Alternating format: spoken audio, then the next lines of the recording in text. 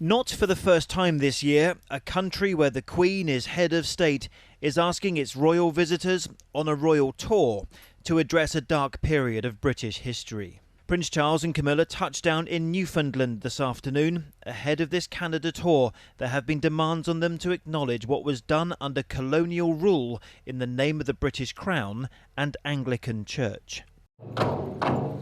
In Canada, it is known as the scandal of residential schools. And there was a moment of silence today to remember the suffering of what is now commonly referred to as cultural genocide.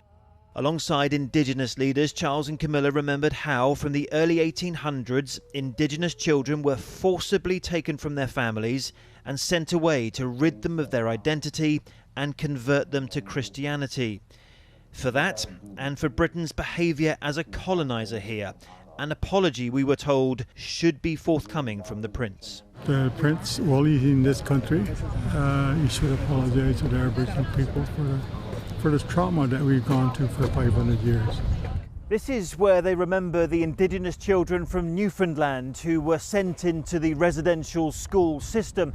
At one time, the schools were in operation in nearly every province and every territory in Canada.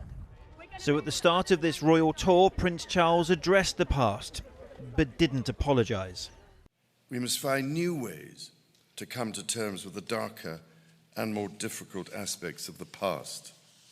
I know that our visit here this week comes at an important moment, with Indigenous and non-Indigenous peoples across Canada committing to reflect honestly and openly on the past and to forge a new relationship for the future.